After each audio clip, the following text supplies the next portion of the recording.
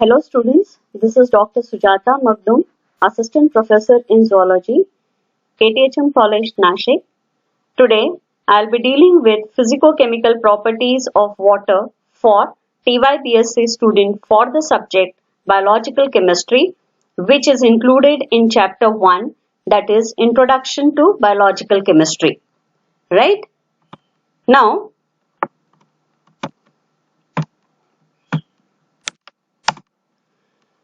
before we go into the depth of the physico-chemical properties, let us have a small recap of what we have understood in structure of water in the previous lectures.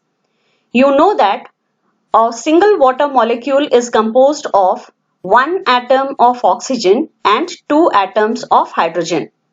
If we consider the atomic structure of oxygen, we can say that there are four lone pairs of electrons in the outermost shell of oxygen, whereas in the outermost shell of hydrogen, there is one single electron. As a result of which, both oxygen as well as hydrogen, they don't show a balanced, clear shell into its outermost orbit. This results into interaction between hydrogen and oxygen, and this led to formation of a hydrogen bond between the hydrogen atom and the oxygen atom, and therefore there is formation of a water molecule. So when a single water molecule is formed, two lone pair of electron, they remain unbinded, whereas two of them, they get bounded with the hydrogen atom. This results in development of partial negative charge and partial positive charge on the water molecule. So we can see that wherever there is presence of a lone pair of electron into the oxygen molecule, that area exhibit partial negative charge, whereas the area which shows binding of hydrogen bond with the oxygen, there the partial positive charge is exhibited. Now, because of partial positive and negative charge on the same molecule, we can say that water exhibits dipole character. Now, here, the interesting fact is the distance between the two hydrogen atoms within the same molecule is 104 degrees and 9 minutes, which comes approximately 105 degrees in the measured condition. Now, as a result of this, we can say that likewise, many of such molecules into the vicinity, they come closer and gives rise to formation of a complex structure. So in doing so, many of the molecules, water molecules, they are linked together by their opposite charges. Means the oxygen atom which is partially negative will always show binding with the hydrogen atom which is partially positive, and therefore the linking will lead to formation of a multi-molecular structure giving rise to water as such. Now there are two different types of bonds which we can see into the water, that is one within the molecule and one between the molecule. Both within the molecule as well as between the molecule, they are hydrogen bond, but the difference is the hydrogen bond which is within the molecule is called as intra-hydrogen bond, which is covalent, whereas the bond which is between the two molecules of water, this is inter-hydrogen bond, and this is comparatively weaker as compared to that of intra-hydrogen bonding, which is covalent bonding. Now this intermolecular bonding, which is a hydrogen bond in fact, is responsible for giving various physico-chemical properties of water, which we are going to understand shortly. Before we go into the depth, we'll see what are the different states of water in brief. You know that water is the only substance which exhibits all the three different states at room temperature, that is solid, liquid as well as gaseous form. In solid form, we can see water being converted to ice. In liquid form, it is free flowing liquid, and in gaseous condition it shows gaseous vapors. Now all these three different forms of water or the states of water is totally dependent on the configuration of individual water molecule with respect to one another. What does it mean? It means that if there is compact arrangement of these single water molecules, then it will give rise to formation of a crystalline form of water, that is ice. If they are loosely arranged, then there is formation of liquid state of water, and when the distance between the two molecule is very huge, or we can say if the intermolecular hydrogen bonds are totally absent, then it gives rise to formation of gaseous state of water, right? Coming back once again to ice, we'll see why this compactness of ice is observed. It is only because here you can see into the diagram wherein it has been shown the tetrahedral form of the oxygen within the water molecule. So here you can see red balls, they are defining the oxygen, which means that a single oxygen of one single molecule is seen linked with four other oxygen molecules in its vicinity, giving rise to tetrahedral form, and therefore there is a tetrahedral arrangement observed into the structure of ice, and this results into formation of small cage-like structures, and this is going to give rise to the ice structure of water. Further, if you see into the water which is in the liquid state, here we can say that ice will transform itself into water at room temperature with rise in temperature, wherein whatever interhydrogen bonds were present, they will be seen broken up or disturbed, and as a result there will be loosening of the molecules, and this will give rise to free floating form of water. Whereas the same water, when it is been heated, or if the temperature is increased more, we can say, will still get converted into the uniton or singleton molecules, and these singleton molecules will not show presence of any interhydrogen bonding, and therefore they will be seen freely moving across, right? Thus we can say that the hydrogen bonds which are present in the molecule of water, they are responsible for keeping the molecule either condensed together, close together, forming an ice-like structure, or if they are slightly seen apart, giving rise to formation of liquid, and when they are totally apart or segregated, they give rise to the gaseous state of water. Now we'll see the properties one by one. The first important property of water is cohesion. Now what is cohesion? Cohesion refers to clinging. Clinging means the molecules, they come close to one another and they are seen adhered to one another. They are seen stuck to one another. Now this sticking or clinging of molecules is only because of the hydrogen bonding, and this cohesion property is always seen onto the surface molecules of the water layer, which gives rise to formation of a thin film-like structure, right? Further, when these molecules are showing clinging, it is only because of the polarity of the water which makes them to cling together or to come together. Polarity once again refers to presence of both positive and negative charges onto the same molecule, which enables the nearby molecules to come closer and form a associated structure, and this results into formation of a molecule which is in close vicinity. Obviously we can say the structure which we obtain is going to give rise to a tetrahedral arrangement, wherein one single oxygen atom is being seen linked with another 4 oxygen atom, and therefore this arrangement is called as tetrahedral arrangement. So millions of water molecules, they will come together, giving rise to this kind of structure within the water drop, and Therefore, the charges of the water molecule, we can say, are responsible for making them stay together for a longer time, and this property is defined as a cohesion. Thus, what you can remember here in the slide is cohesive property is that property of water which enables large number of water molecules to stay together.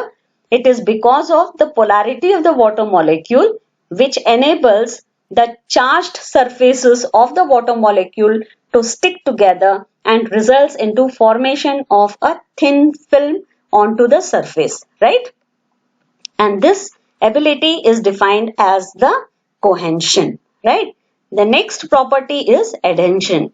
Now, in case of adhesion, you have to remember that there is the tendency of the water to stick to any other component which is merged into it or which comes in contact within it.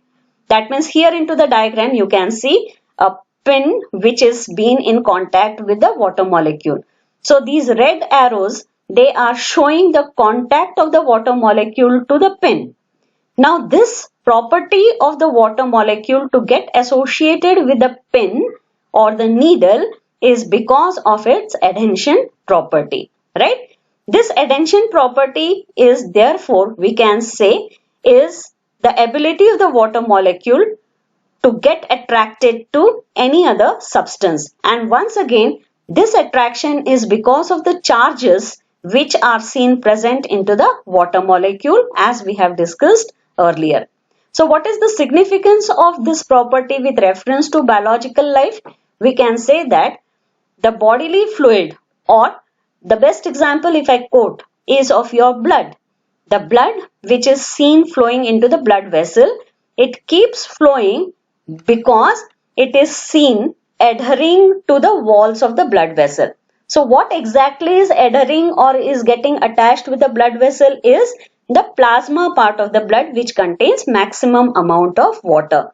So unless and until this ability was seen present into the water molecule, it is not possible for the blood plasma to move smoothly into the blood capillaries, which are the finest tubules which helps in transporting the blood to each and every cell of your body, right? Now the third important property is surface tension. Now what is surface tension? Surface tension is observed once again onto the surface of the water, right? Now the surface layer of the water, if you see, it will contain only few molecules which are interacting with one another by intermolecular force. Why I am saying so?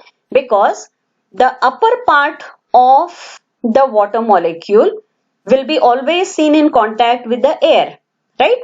As a result, that will not show any interaction with the air for formation of any kind of property effects, right? Whereas the molecules which are present within this thin layer, they will interact and they will bring about certain kind of interaction within themselves, one of which is called as the surface tension. And this surface tension is because of the charges which are present onto the water molecule to remain together for a longer time. As I mentioned that only few molecules will show this kind of interaction. This results into formation of a thin film. Moreover, this surface tension is always influenced by the gravitational pull. And if this is the condition, then the big question arises how this water strider can walk onto the surface of water. It is only because whatever molecules are present onto the surface thin layer, they are closely or compactly arranged, sticking together tightly so that there is no gap seen in between, and this feature enables this water strider to move very easily into the onto the surface of water. Also, this surface tension plays an important property or role in pulling of the water into the capillary, which we are going to discuss next. You know that the plants, they derive their nutrients from the roots and then it is transported to different parts of the plants or the trees, right? Now this movement of water molecule or nutrient is always seen against the gravitational pull. So here there are two important properties which we need to consider. The first one is adhesion and the second one is capillary action. Now in case of capillary action, we can say the movement of molecule is seen into the capillary because the molecules are charged and they will always try to get attracted towards the oppositely charged molecule.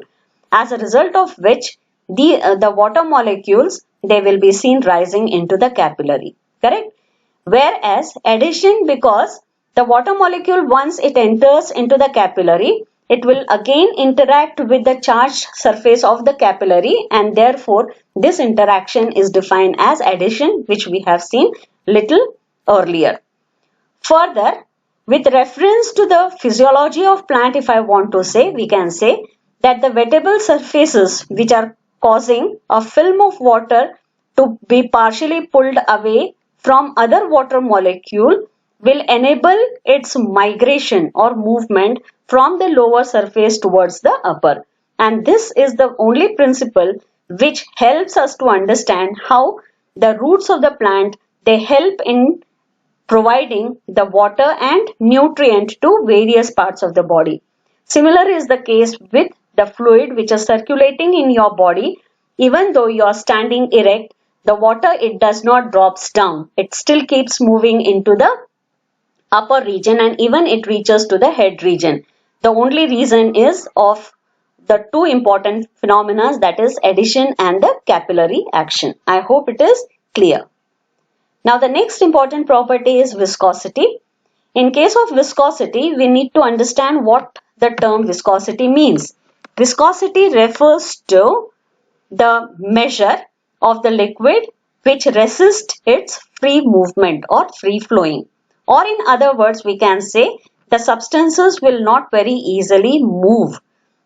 And if it is so, then we can say that the substance is highly viscous. The best example is any syrup, honey you can say. These, when you try to drop, it will not show free movement onto the surface. Whereas if you drop water, it will immediately start flowing.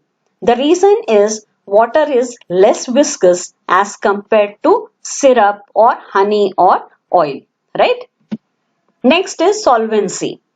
Solvency refers to the ability of the water molecule to make all the solute particles get dissolved into it.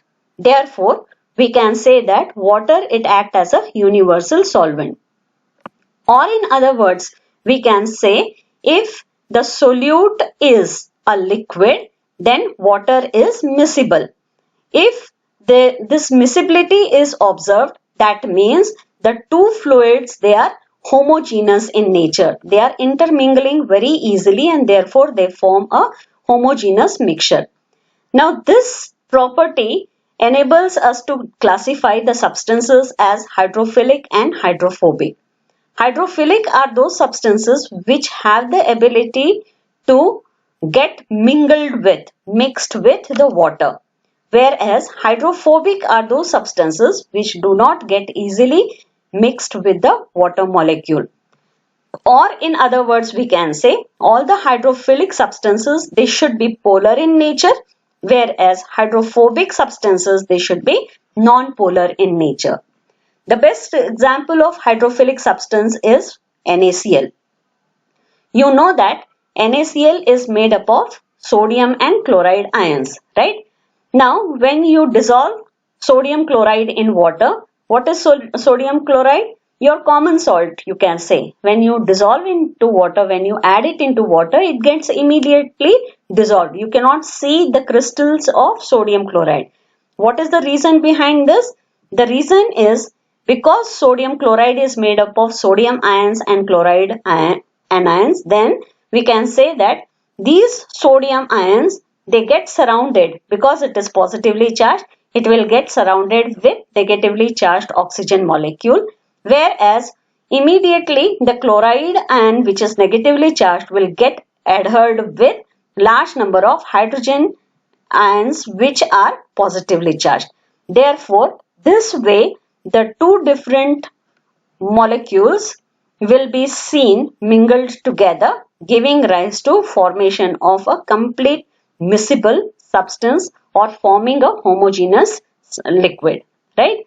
Now this property is very important because if this is observed, then only it is possible for our blood or the water which carries nutrient to different parts of the plant body to carry the different substances from one region to another region. Or in other words, I should say that the ability of this water to have the solvency enables the different components within the plasma part or within the water to move from one region of the body to another region of the body. So you may have the question in mind, is it only the hydrophilic substances which are carried from within your plasma? The answer is no. There are large number of substances which are hydrophobic in nature, like fats, you can say cholesterol. These are all hydrophobic in nature. They don't get carried in the same form. So what is the mechanism by which these hydrophobic substances will be carried? It is by formation of a lipoprotein complex, wherein the lipoprotein, it will form the outermost covering and the substance will be seen present within this lipoproteinaceous covering, which will be present into the plasma, and this way the process of transportation will be observed very easily. Then comes the thermal capacity of water. This is very interesting and important property of water. In case of thermal capacity, I'll be discussing the specific heat capacity, heat of vaporization and heat of fusion. Now what is heat capacity? Heat capacity refers to the amount of heat required to raise the temperature of 1 gram of substance through 1 degree Celsius, right? So this is called as heat capacity. And this heat capacity of water is very high. It comes nearly 4.2 joules, and this is literally important for understanding how the temperature or the climate is regulated within our this planet, and which enables us to live very safely, right? Further, the second important feature is heat of vaporization. Now what do you understand by heat of vaporization? Again, this is the amount of heat required to change the liquid to the gaseous form, that is into the vapors. And third one is heat of fusion. So what is heat of fusion? Again, this is the amount of energy required to change the liquid into the into the solid state, right? Now both heat of vaporization and heat of fusion, these properties, they can be included into the heat exchanger, or you can say they are responsible, they are acting as the important property of water, which gives rise to its fact that the water can be defined as a heat exchanger. And this heat exchanger enables the cooling effect and gives a benefit to the living system or the living society, right? Now these properties are all due to presence of hydrogen bonds that need to be formed or broken, so that there will be conversion from solid to liquid or liquid to solid and so on, or even into the gaseous state. Therefore, whatever temperature is for all these different conditions, we can say temperature, it plays an important role. And therefore, we can say that the temperature of water always remains very steady, and this important phenomena of the water to remain in the relative stable state enables the aquatic life to survive even into the harsh summer condition or into the winter condition. Now let us discuss the ability of water as a heat exchanger. As I said, it acts as a coolant. Now to understand what is coolant, let me take you to a vehicle. You all know that vehicles, they have the coolant, and water is the best coolant which is used in the engines during the run of the vehicle, right? In the same way, in summer, you feel that you are sweating, and once you sweat a lot, and then you feel the sensation of cooling, because whatever excess amount of heat is present within the body, it is lost through the water. Now let us see how it is. We know that whatever high temperature one will be seen encountering, it can lead to damage of tissue, or it can lead to denaturation of protein, and as a result of which this will totally affect the physiology or metabolic activity of the life. Further, it takes a lot of energy for the water to change the temperature. Therefore, the heat and the cooling effect, they are always seen very slow when you compare it with reference to air and land with that of water. This is useful to animals in hot climate who can use water or mud as the cooling agent during the harsh climatic conditions.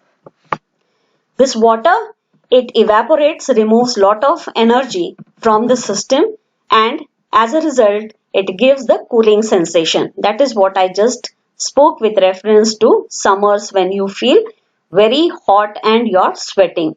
The skin and the blood vessels, they are cooled by removing or giving out of the sweat along with the large amount of latent heat energy.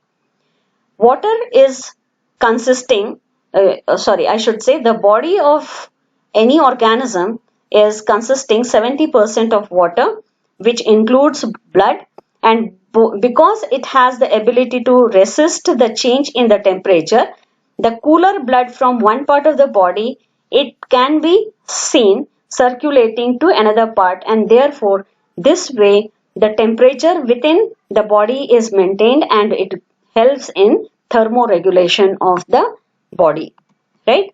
Now comes the density. Now density, is not an absolute value with reference to water.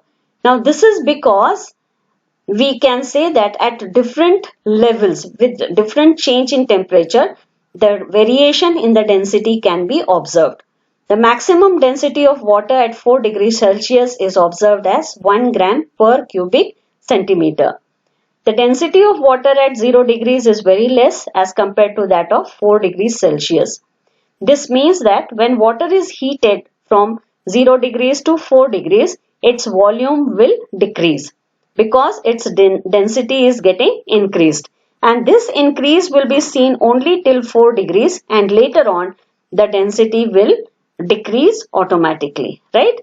Now in ice, the molecules which are seen aligning themselves in a regular lattice manner, which is very geometrically configured rather than having a random orientation, which is usually seen with the liquids. In this situation, we can say that the lattice arrangement allows the water molecule to be more spread out than in the liquid, and thus the ice is less dense than the water. Now, if you consider the melting point and boiling point of water, we can say that the melting point of water is 0 degrees Celsius, whereas the boiling point is 100 degrees Celsius. Now, if you consider these two values, we can say that there is a large difference between the melting point and boiling point. And this property is very important because it means that water can exist as at liquid as well as it can exist as the gaseous in a large varied range of temperature.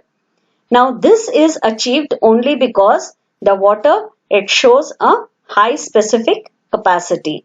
The intermolecular forces between them must be disturbed, and in this case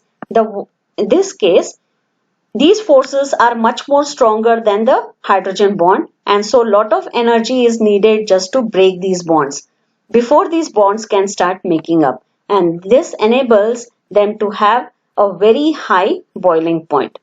Water even freezes at 0 degrees Celsius, which is all the same to that of the melting point, because when the atmospheric temperature falls below 0 degrees centigrade, then only the phenomena of freezing can be observed. This is very important and for the aquatic mode of living, wherein the surface water it starts forming the ice layers and rather than the water getting converted into ice from the bottom. This enables all the aquatic organisms which are seen residing at the bottom levels, that is the fish, planktons and so on, to live happily even when the temperature falls below to 0 degrees in the atmosphere. The water is tasteless, it is odorless, and pH is nearly alkaline, which enables it to be consumed very easily. Thank you so much.